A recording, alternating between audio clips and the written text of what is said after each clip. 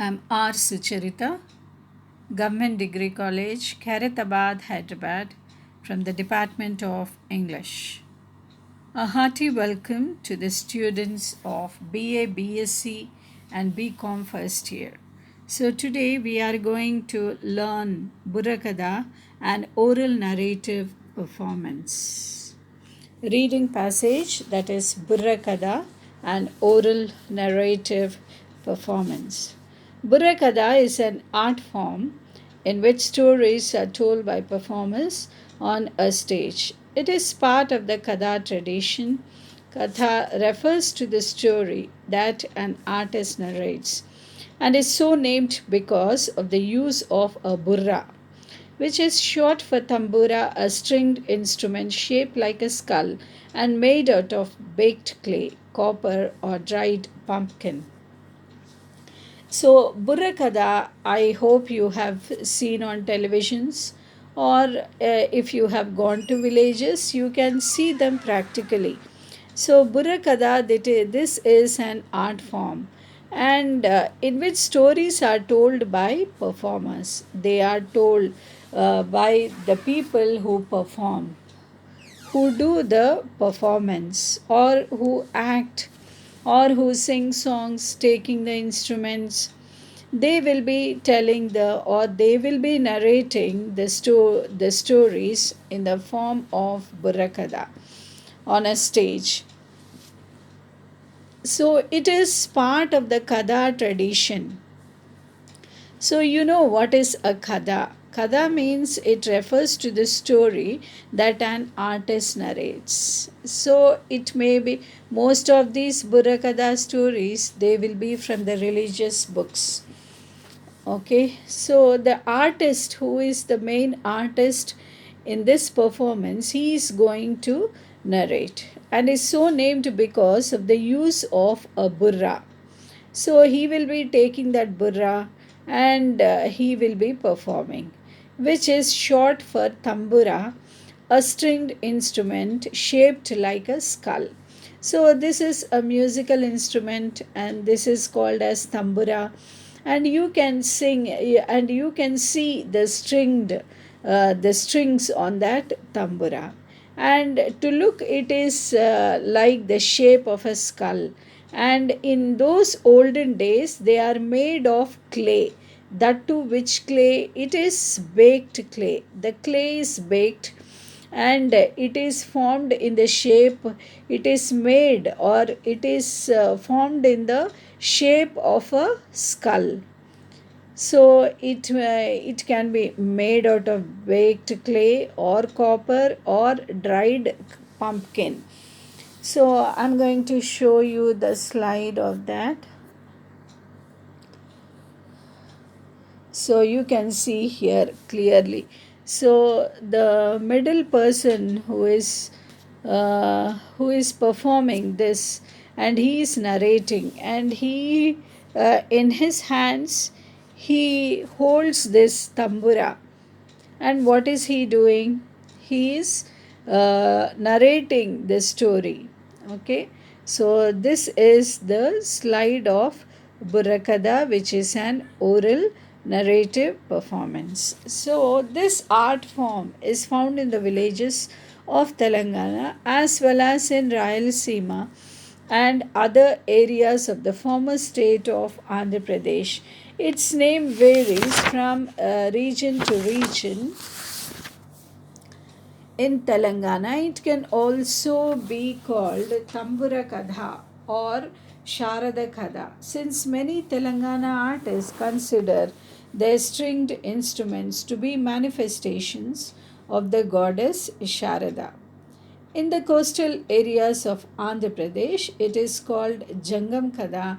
In Rayalaseema, it can be called Tandana Kada or Suddulu.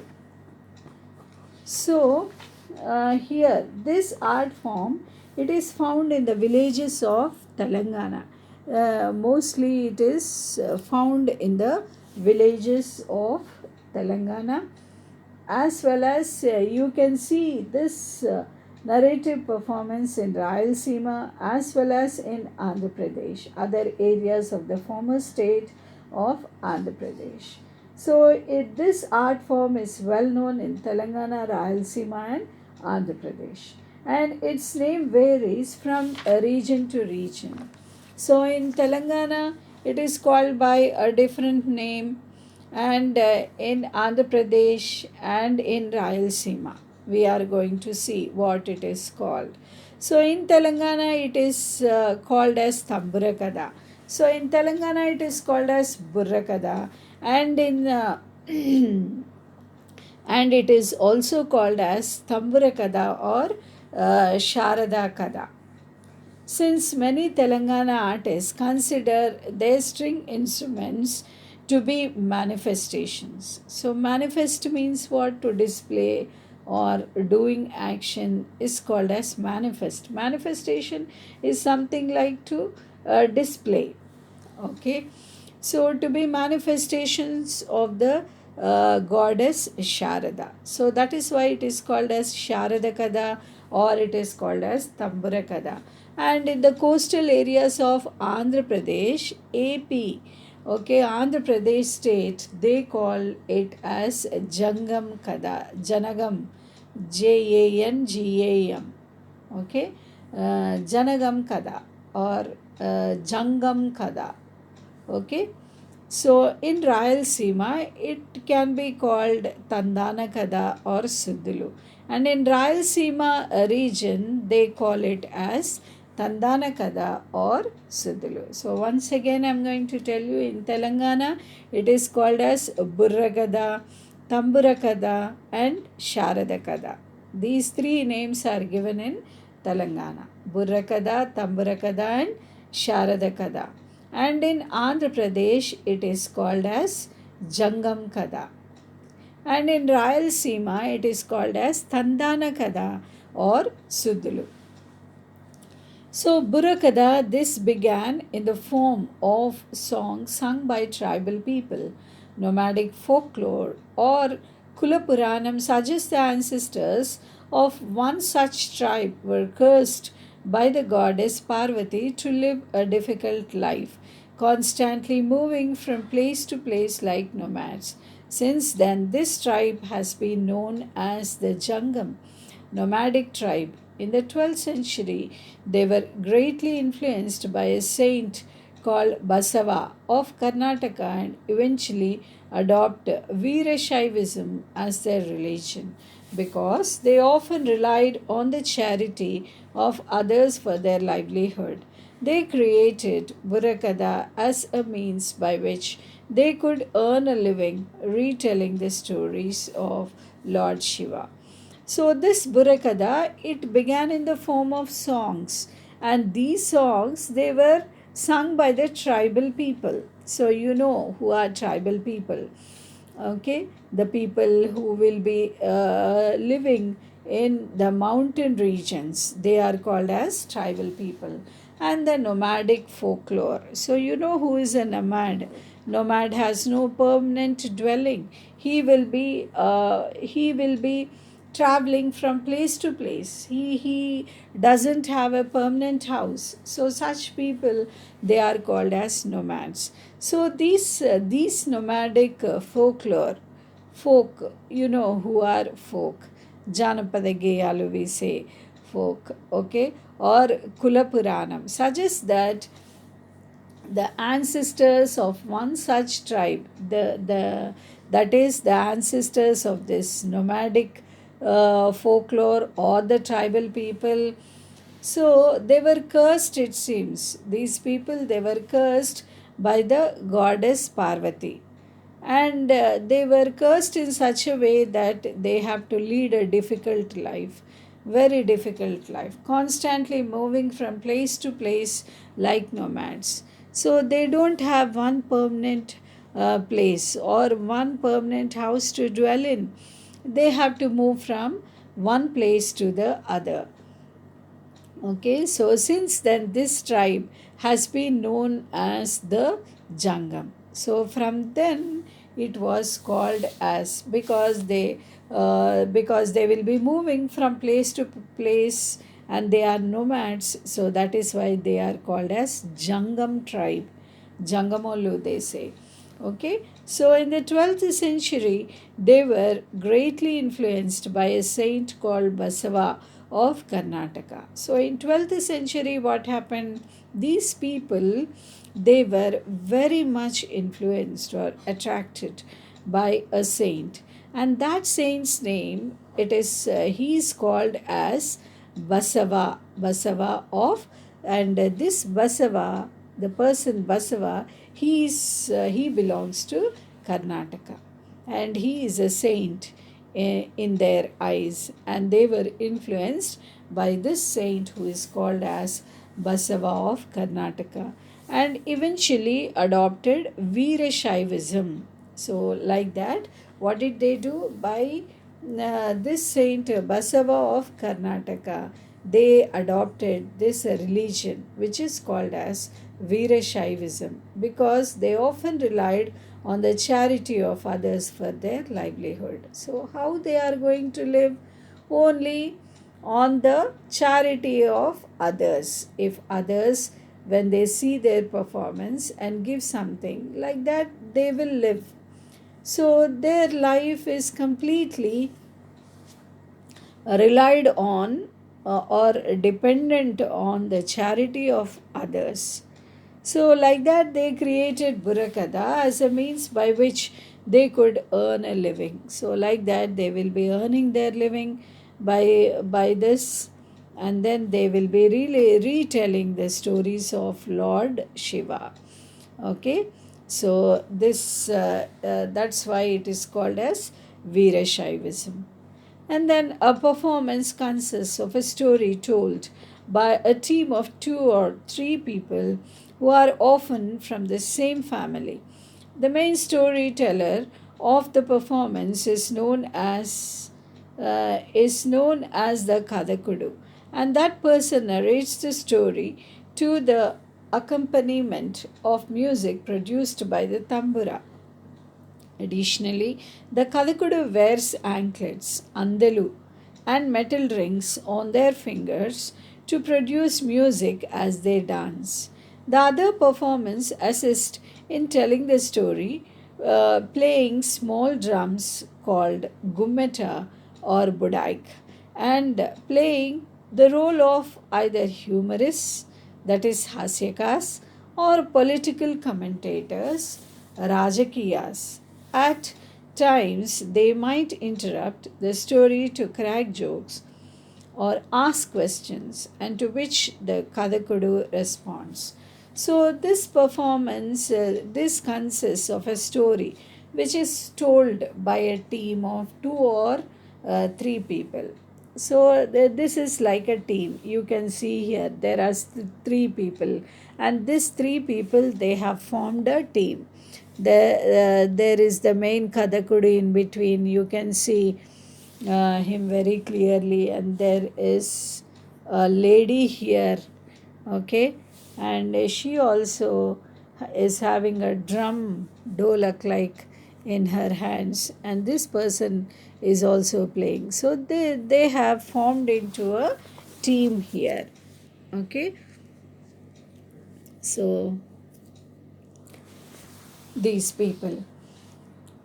So, like that, a performance consists of a story told by a team of 2 or 3 people who are often from the same family. They belong to the same family. Mostly, this Burrakatha participants, they belong to the same family. The main storyteller of the performance is known as Kadakudu. The person who is in the middle, you can see the old man, he is called as Kadakudu. And that person, what he will be doing? He will be narrating the story to the accompaniment of music produced by the tambura. You can see the tambura which he is holding in his hands. Okay, so like that, he will be taking that tambura, the musical instrument, and he will be narrating the story. Additionally, the Kadakudu wears anklets. Okay, they are called as andelu also. Okay, you can see the anklets on his feet, and metal rings on their fingers. So on their fingers also you can see the metal rings. You can see clearly the metal rings on their fingers to produce music as they dance. So like that they will be dancing. Okay, the other performance assist in telling the story. So you can see both these on the left and the right, they are called as the other performers. Okay, and they will be assisting in telling the story. Tandana, Tana Tandana, they will say. If he says Tandana, and they will be telling Tana Tandana, like that, they will be assisting in telling the story, playing small drums called Gummeta. Okay, so that lady who is to the right now, you can see what she is holding. That is only called as Gummeta or Budaik, and playing the role of either humorous. Okay, so you can enjoy because they will be playing the role of either humorous. Yeah, you know what is humor. Humor is filled with laughter, hasyakas, they are called as, or political commentators. And these political commentators, they are called as Rajakiyas. At times, they might interrupt the story. In between, they will be interrupting the story and they'll be cracking jokes, or they will be asking questions, and to which the Kadakudu, he will be responding.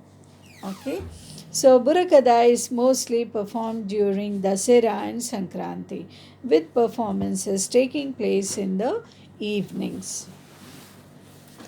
They begin with devotional songs before the Kadakudu introduces the story. The Hasyakas and Rajakiyas help in emphasizing the main points of the story so that the audience does not lose track of the narrative. The stories performed tend to be based on history or mythology, particularly of the great epics, the Ramayana and the Mahabharata. So Burrakatha, this is mostly performed during, you can see these performances, or if you have a desire, you can see this Burrakatha mostly in the periods of Dasara and Sankranti. Which performances, these performances especially, they will be taking place in evenings when all the people they go to their work and return home. At that time, these performances are held usually. So they begin with devotional songs. So how do they start, or how do they begin this performance? They will be beginning this or starting this performance with devotional songs, that is the religious songs, before the Kadakudu introduces the stories. So slowly the Kadakudu, he will interrupt and he will be introducing the stories. The Hasyakas and Rajakiyas, they will be helping in emphasizing the main points. They'll be putting pressure or stressing the main points of the story so that the audience does not lose track of the narrative. So the audience, they will be enjoying the performance, not only enjoying the performance, they will get the knowledge of the story and they will not lose the track of that narrative.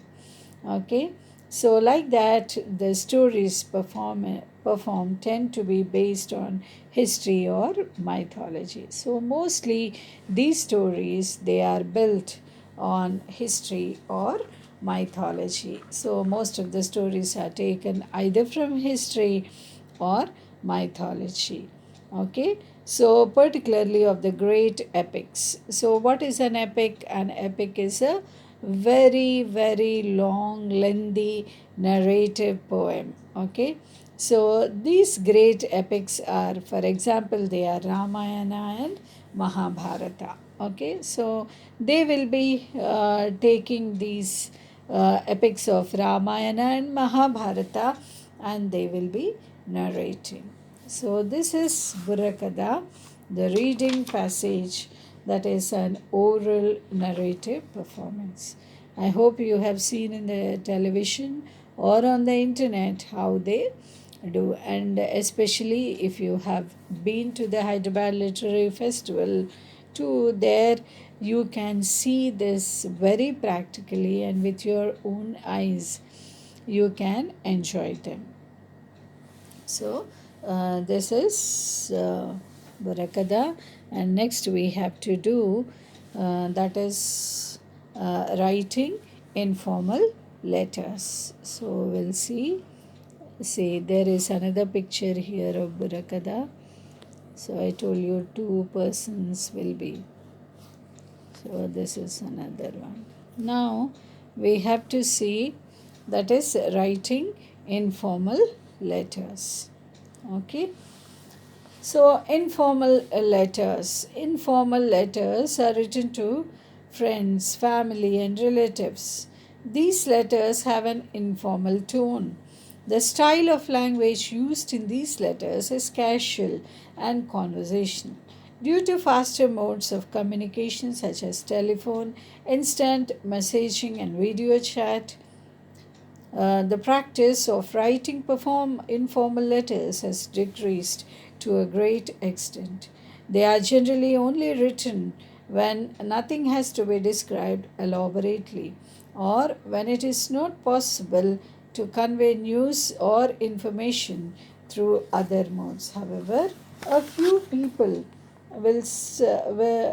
few people still enjoy writing informal letters, and those who receive such letters treasure them. So, what are informal letters? Already you have learnt. Informal letters are nothing but they are written to friends. You can write to your friends, you can write to your family, that is to your mom or dad or to your siblings, and you can write to your relatives. So, these letters they have an informal tone. So, especially you will be writing to the people who are very close to your heart. So the tone will also be informal. The style of the language used in these letters is very casual and conversational. Hi, how are you? In the way, other way, like that, you will be. It will be completely in an informal tone. So the style of the language used in these letters is very casual, and it is very conversational.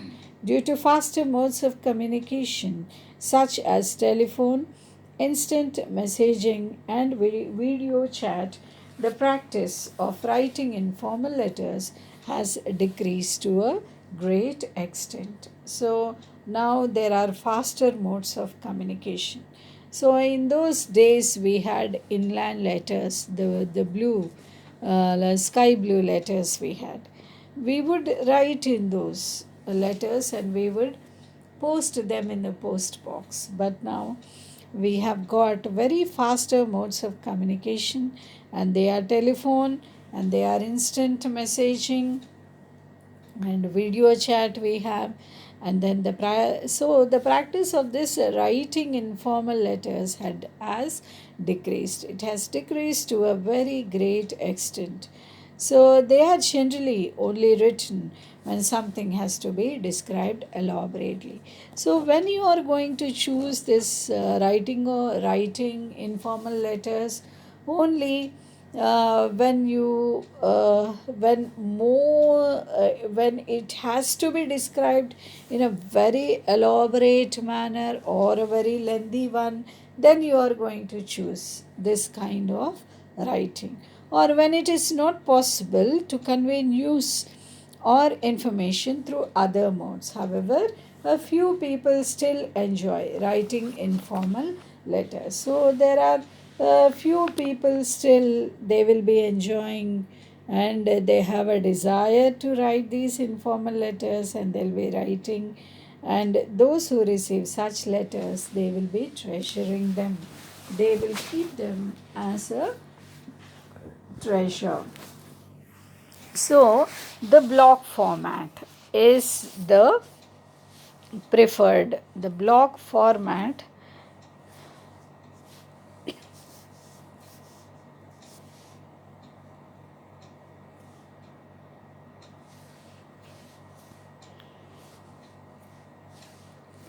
The block format is the preferred modern style for writing both formal and informal letters. So all entries are sorry, all letters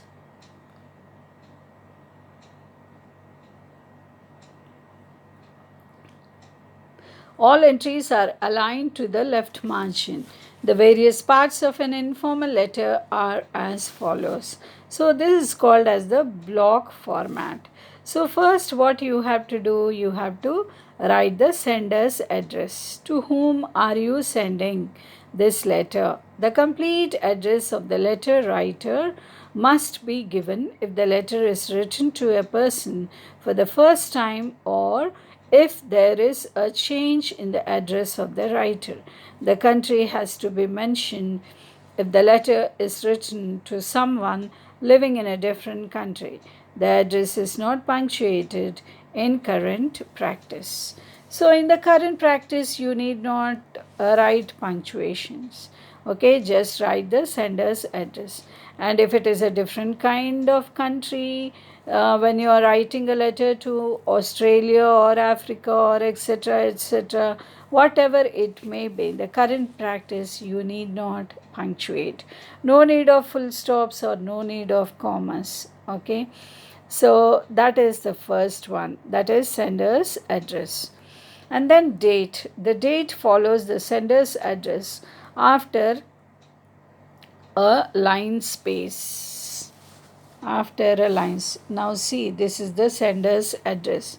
Anita Shinde, flat number 301, Blue Bird Apartments, Bannerghatta, Bangalore 580023. So nothing is there, okay?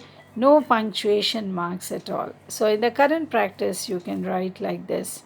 And date too also you don't find any commas or full stops.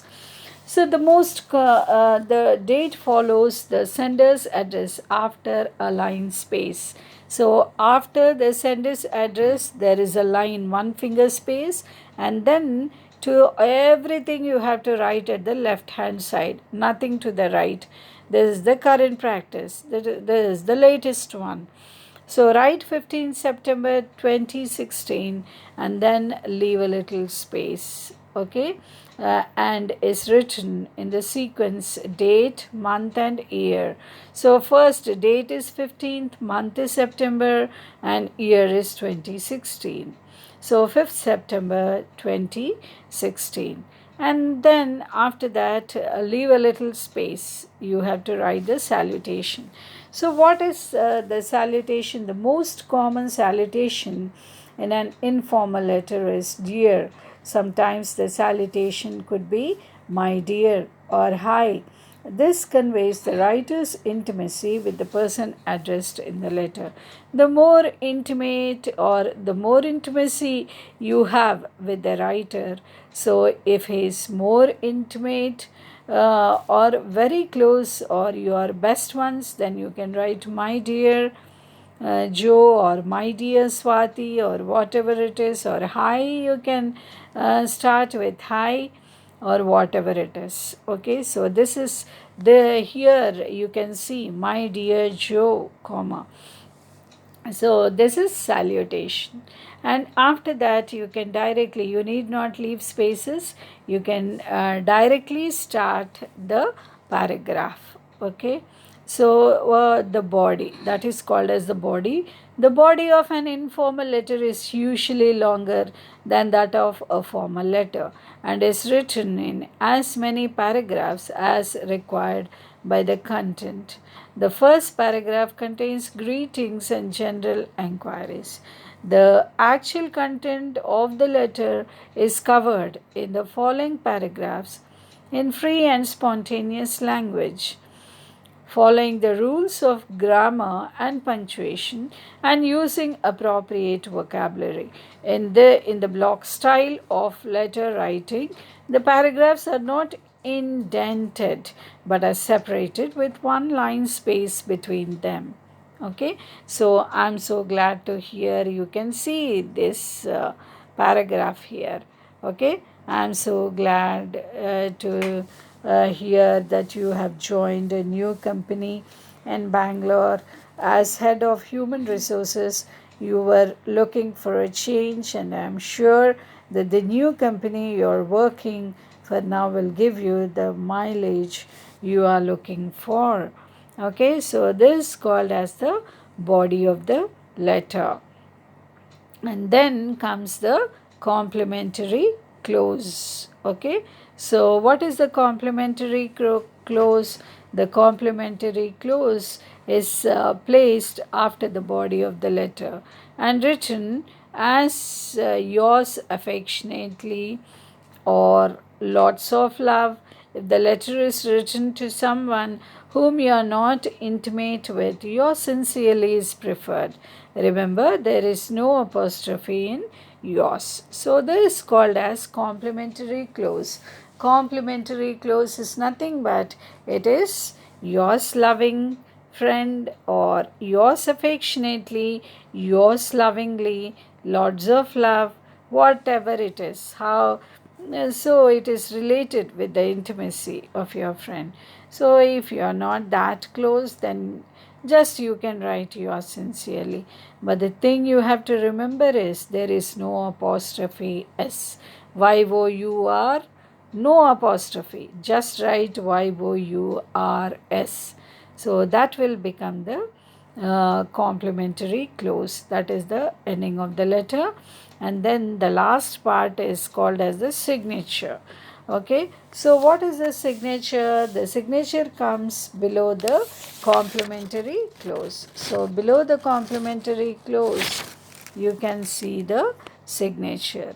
Okay, see here, yours affectionately, you can see, and then the name is written. Okay,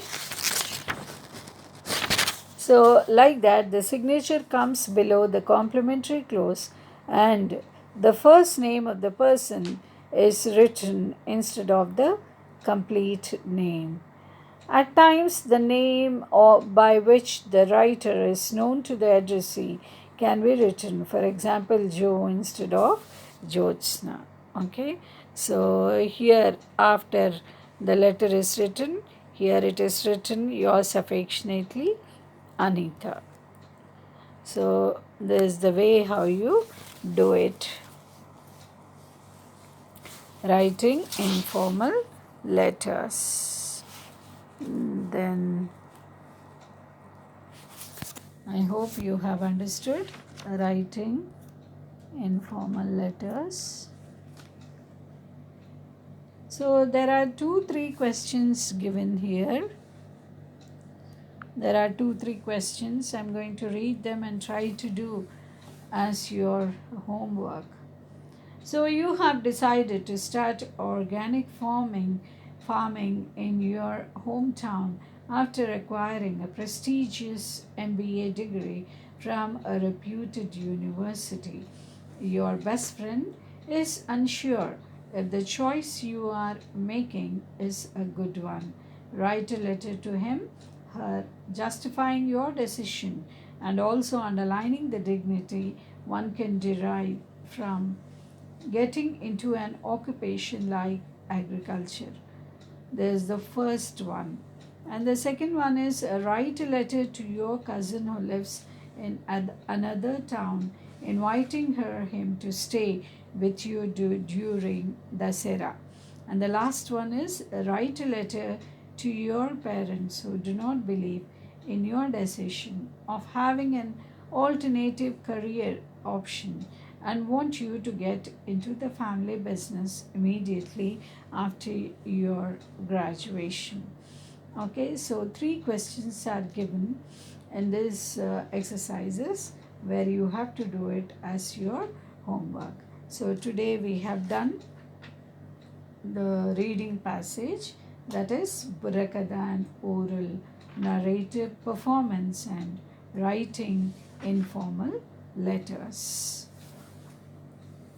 So I hope you have understood both the topics. So I'm going to wind up here and hope to meet you in the next video. Thank you. Thank you.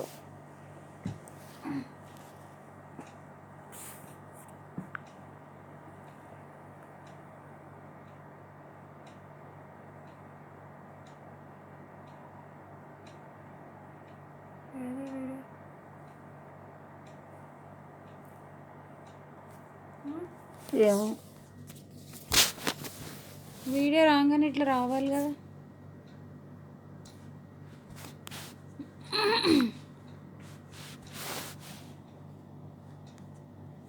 No video has been recorded అంటే అసలు data on చేసి